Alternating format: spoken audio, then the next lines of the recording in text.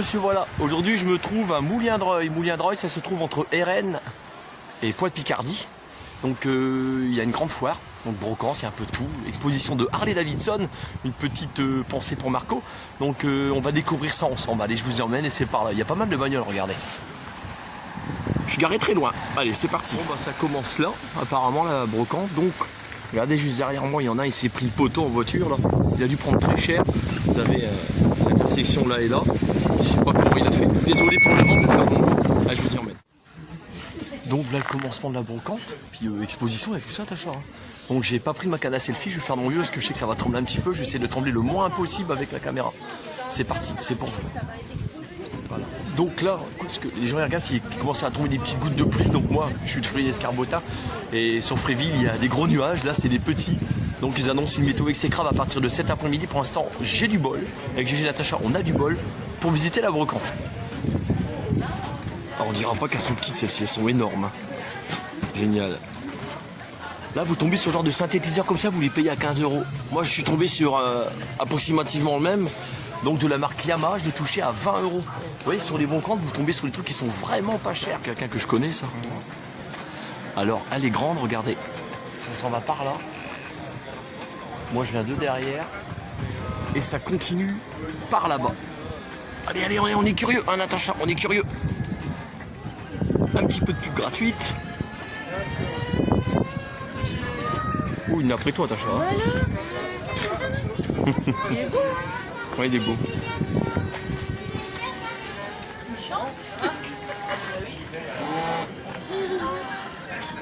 Il y a du monde pour toi, t'es pas habitué peut-être là.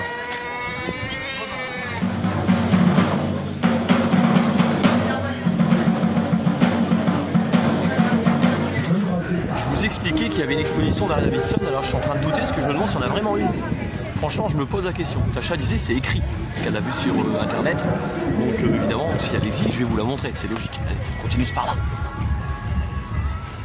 Tiens, il y a un stand, on dirait qu'il y a des motos. Eh Marco, il y a des motos, regarde. Eh, je t'y emmène, c'est pour toi. Ah ouais, il est là. Donc ils ont pas raconté de conneries. Ouais, elles sont super belles. Rien que pour tes yeux, Marco. Et c'est du Harley. Elles sont super belles. Salut Lys. Vacciné? Donc Marco, si je dis pas de bêtises, toi t'en as une comme ça, qui ressemble à ça. Je vois sur tes vidéos, c'est pas la même couleur, mais c'est une dans ce style-là. Oh, elle est belle. Moi j'adore comme ça, dans ce style-là, elles sont superbes. Ah, Tacha, regarde. T'aimes bien laquelle, toi? Tacha, elle aime bien celle-là. C'est vrai que oui, j'avoue, oui, c'est vrai, oui. Ouais. Là, c'est. On dirait un peu le style que Johnny avait, ça. Elles sont vraiment belles. Ah, elles sont belles.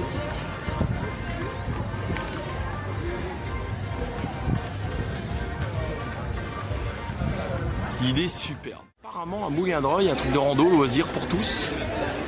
Donc c'est une bande de copains en fait qui se sont... Ça appartient pas qu'au monsieur évidemment. C'est une bande de copains qui exposent leur moto. Et on m'expliquait que il y en a, ils n'aimaient pas trop. Ceux qu'on trouvait beaucoup, c'était celle-ci. Mais celle-ci, c'était les nouvelles, les modernes et elle plaisait pas trop. Moi personnellement, j'aime bien. C'est vraiment une belle moto. Voilà de la gueule. Enfin voilà pour ce qui est de l'exposition d'Harley-Davidson, petite mais intéressante. Parce qu'on ne croise pas d'Harley tous les jours, ça c'est clair. Alors on continue la balade. Voilà l'arrivée de la fanfare de Moulin-Dreuil apparemment. Fan de rue, équipe. Génial. Je me permets de faire un gros plan. Merci. On a la tête dans les ballons.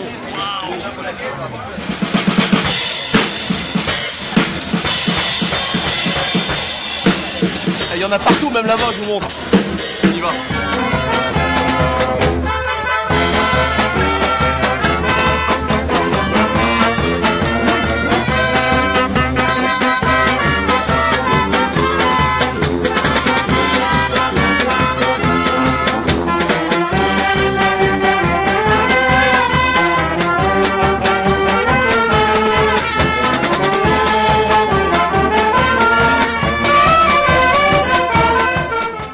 L'avantage qu'on a dans cette 1, 2, 3e boucle, c'est qu'il n'y a pas de vent. Là, les murs, ils nous protègent carrément. Ça, c'est le genre de truc qu'on cherche et on n'en trouve pas, regardez. Là, vous en avez des comme ça. Bonjour, madame, vous vendez ça combien? 2 €. Je vous en prends un? Oui, j'en prends de 2 balles, c'est pas cher. C'est pour ça qu'il faut venir sur les brocantes. Ouais, je vais vous en prendre un. Bon, là, je viens d'acheter mon antenne. Vous imaginez, c'est un peu la panique parce qu'il commence à pleuvoir. Ceux qui ont des stands comme ça va, ils sont tranquilles. C'est clair. Bon, ça va, ça vient de se calmer là, juste à l'instant. Les gens sont sympas à Moulin-de-Roy. Franchement, tranquille. Allez, on continue, je vais rattraper Gégé parce que c'est Gégé puis Natacha, parce que c'est Natacha qui a le parapluie. Moi, je ne l'ai pas. Me faire arroser direct, je lui ai donné, j'aurais dû le garder pour moi. Ça, je sais qu'il y en a qui en cherchent, mais là, je vous donnerai pas le prix parce que on est en train de se sécher une petite averse. Sécher, oh, les mots que j'utilise. Là, regardez, franchement, eux sont cool là. Regarde, ils sont là-bas. Ça va, tranquille? Hein? C'est quoi double parapluie? T'as un parapluie dans... Ah non! Parce que c'est pour laisser passer de l'air. Hein?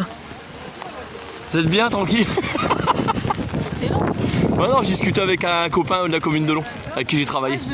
Ouais. Alors, il y a vraiment des boucles partout. Partout, partout. Puis des trucs qui cassent aussi, on les entend juste derrière, là. Tu prends, tu casses. Ouais, faut faire gaffe. Hein. Je cherchais des... Tu sais, il y a des hachettes pour l'ambivoi que je pense que j'ai trouvé, mais pour les transporter dans le sac, là, ça va être compliqué. Elles sont un peu grosses, là. Ça, c'est pas mal, ça. En cuir comme ça, c'est original. Là, je suis avec Gégé, je lui ai expliqué que c'est le monsieur qui tient ce stand, à qui j'ai acheté les jolies statuettes érotiques Manara. Elles sont cachées en dessous, elles sont à l'abri. Voilà. Donc là, avec la pluie, c'est beaucoup des stands comme ça que vous voyez. Pas évident. Il couvre, il découvre, il découvre, il recouvre. Enfin, bon, je bafouille. Bon, c'est plus. Donc je sais qu'un petit peu plus loin, il y a un stand où ils font du tir à l'arc. Je vous y emmène, on va aller voir ce que c'est. 5 € les deux? Ah bah voilà, regarde. Carrément moins cher. Bon, voilà, Suzy des chaises. Là, je sors de la brocante qui se trouve juste derrière moi. Il y a du vent, je fais de mon mieux. Là, il y a un petit truc artisanal apparemment. Historia, je vois, Viva Historia. On va découvrir ensemble ce que c'est.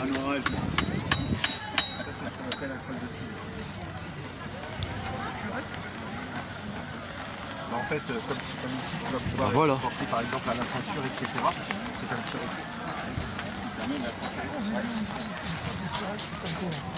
purée, quelque chose. Vous voyez cette couleur bleue là dont je parlais tout à l'heure? La couleur bleu pigeon.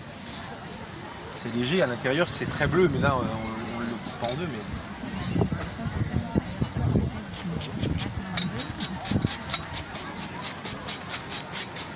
Je vais le mettre dans l'eau, ça va lui faire subir un choc thermique.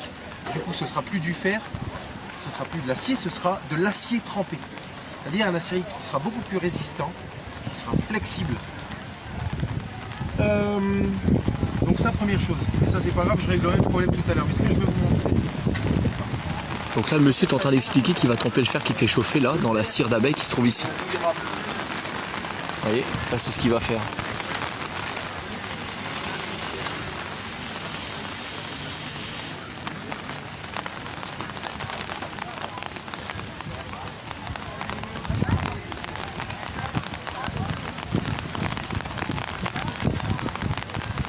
Là, on est tranquille. Pendant 4-5 ans, c'est terminé. Je vais même le laisser dans l'eau. Ça ne rouillera pas. Ça empêche de rouiller. 4-5 ans sans que ça rouille. Là, c'est fini. On est tranquille, ça rouillera pas. Vous avez vu, en plus, ça lui donne une pâte. Pas, hein.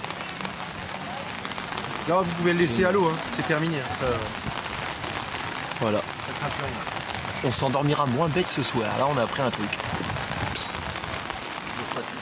Donc voilà en fait, Viva Historia, atelier pédagogique, journée pédagogique, immersion totale au Moyen-Âge, de la primaire jusqu'au collège de CLSH. Ah ben je vois. Et ils ont un site, regardez, allez y faire un tour. Je vois Esteban. Mais je te vois aussi. Carreau d'arbalète. Donc voilà. En fait, un arbalétrier au Moyen-Âge, en distance, ça pouvait tirer jusqu'à 350 mètres. Attends, perdu, ouais. Donc là pour les arbalètes. Par exemple, celle-ci. Attention, Mike. Celle-ci, là, un moufle, là. on a déjà essayé. Donc celle-là, c'est 150 livres en puissance. Donc on a tiré sur un terrain de football. On était derrière le premier but et le trait est arrivé derrière le deuxième but. Donc ça vous donne déjà une distance d'un terrain de foot, ça vous donne déjà... c'est déjà pas mal. Hein. Donc après, on vise pas, hein, je vous rassure. Hein. C'est juste que, un peu comme les archers, hein, on vise pas. On envoie des nuages en fait. On reste pas devant, on se recule. Des nuages de flèches en fait. Bon, alors, qui veut tirer à l'arbalète? Non, on va bien essayer, ouais. Oh, il va y avoir un essai. Là, il y a un monsieur qui va faire un essai. Les armes.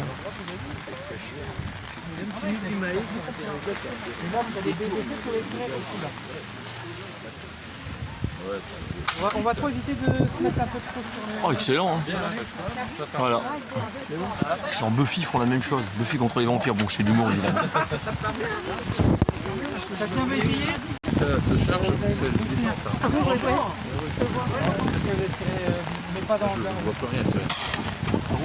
Wow, excellent. Allez, Manuel, t'as... c'est bien. Ah, expliquez-moi. Droite, alors, vous êtes couché, droite, à droite là, à gauche là. Là.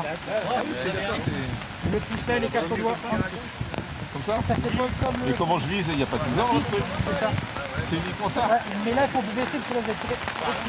Comment il faut vraiment viser plus bas pour que ça arrive dans Non, le milieu de la cible. en fait, parce que le trait va redescendre légèrement. D'accord, de combien? On ne sait pas trop. C'est un peu On va diviser en tours. la distance en fait. Bon, c'est pas trop mal. Ça va quand même. C'est dans la cible. Je vais pas essayer. On a un commencement à tout viser dans l'alignement, en fait, tout simplement. Là, on a une dame. Monsieur, si vous prenez des photos, je préfère vous mettre de côté là. Lâcher un petit peu, je vais essayer de voir. Ah bon, oui, c'est bon. Finalement. Allez, là, je sais pas si vous tirez dans la haut. Non, François, vous allez tirer dans la haut. Là. Ah, je vous laisse faire, c'est vous qui avez l'arbalète. Ah, monsieur, voilà, va essayer pour vous. Foutez-vous de moi. Hein. Je vous laisse faire. On appuie en bas, c'est ça, c'est ça. Ça fait chaud comme le fusil. Et on vise avec le trait, donc il faut un peu baisser légèrement. Dans le mille, vous avez vu? À la Saguet, à Samara, puis à ça, je suis bon. Bah j'ai fait mouche. Non, mouche direct, j'étais dedans, enfin mouche, ouais, rouge, ouais. Ouais. On est là. Non, je suis doué au tir, ça va. Là, les quatre doigts. La qu'au tir à l'arc, je suis nul. J'ai déjà essayé le tir à l'arc, non. On met pas aucun doigt ici entre les deux. D'accord? Je vous la tiens ou c'est bon? Ça va aller? Dans l'alignement, ma chérie. Un petit peu. Elle était dedans, elle était dedans, elle était dedans. J'y mettrai pas mes fesses, chérie, je veux que je te... Moi je dis c'est un couple dangereux. Hein. D'ange heureux. Ah, joli jeu de mots, merci. Là, et vous posez la joue sur l'herbrier. Et le viseur, c'est le trait. Et vous vous baissez un petit peu. Ben, ça. Ah d'accord. Ce qu'on envoie, c'est un trait. Et alors ça démarre en tapant où? Là, on presse avec les quatre doigts. Ouais, bien. Il est dans le bleu. Ah, c'est pas mal. Et dans le bleu. Voilà. On me dit En tout cas, des toujours personnes que très je suis dans le sympathiques. rouge. On va voir là-bas, il y a des tailleurs de pierre, donc je vais vous faire découvrir les tailleurs de pierre. C'est parti, je vous emmène. Par contre, là, je vous raconte pas la météo, il n'y est pas du tout. Moulin-Droit, on trouve de tout à la brocante, c'est super intéressant. Alors voilà le genre d'outils qu'ils utilisent. C'est pas mal. Ils sont polis. Hein. Ça brille. Alors là, nos deux petits malheureux, non, c'est une façon de voir les choses, qui sont chez les tailleurs de pierre. Alors ça c'est pour montrer la fabrication des mousses. Voilà. Donc pour ceux qui suivent ma chaîne, vous savez qu'il y a le château de Cours. Château de Cours, ils font des expositions. GG, c'est tous les ans à la fête du pain. Donc si je dis pas de conneries, je sais même pas s'il y a une fête du pain cette année, j'ai un doute. Je saurais pas dire. Donc au Cours-sur-Somme, ça se trouve entre Abbeville et Lompré-les-Corsins. Direction Épagne-Épagnette au Cours, c'est juste là. Et vous avez les tailleurs de pierre comme cela. Voilà. Ça, en fait, on fait monter les pierres des deux côtés et on pose la clé de voûte à la fin. Donc on peut voir aussi que la clé de voûte est différente ici. Ah oui. Oui, par rapport à la forme gothique. Voilà.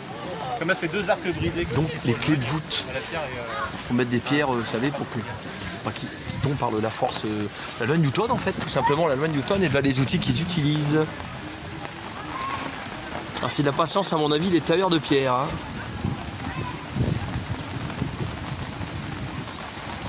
C'est de la craie ça, ouais c'est ça. Hein. c'est de la craie, oui. D'accord. Je vous écoute monsieur, dites-nous tout. Ce qui est bien, c'est que la pierre dans la région, c'est comme c'est de la craie, un peu comme aussi en Normandie. Du coup, on peut faire travailler les enfants sur la matière.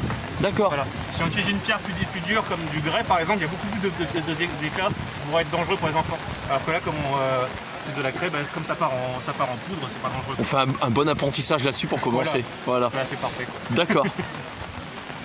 Merci beaucoup. Je reprends des mains le parapluie de Natacha, donc on va continuer la fin de la brocante. Franchement, exposition superbe. Les gens se mettent à l'abri pour éviter de se faire arroser. Évidemment, moi le premier, je suis sous un parapluie.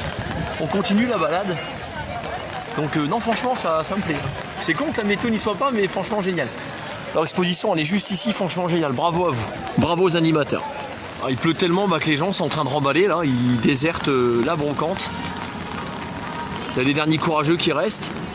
C'est pour ça que je suis venu ce matin pour vous la faire découvrir. Car vu la météo qu'il y avait cet après-midi, c'était même pas la peine. C'est clair et net. GG le courageux. Natacha, petite courageuse, hein, ma chérie. Là, on y va. J'adore la convivialité des gens. Franchement, super accueillant. Là, vous avez, pour faire des photos, le petit truc d'Halloween à la salle du Vidame. Magnifique. Faire une photo? C'est pour faire des photos, chérie. Oh, il y a du vent. Je vous filme rarement des brocantes sous la pluie. Bon, voilà, forcément, les fleurs, ils craignent pas l'eau. Ça pousse. Là, je vous fais des plans pour que vous voyez un petit peu ce qui se passe avec la flotte.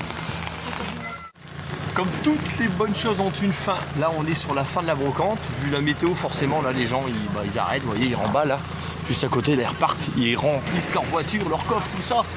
GG qui se fait arroser carrément, il adore ça. J'ai failli me prendre le truc dans l'œil, vous avez vu, c'est génial, c'est du direct. Tous ces monsieur voilà plus pour une future vidéo et Dieu seul sous nous aidera. Bisous, prenez soin de vous. T'as t'es filmé, hein. Pas le con. Allez, on y va.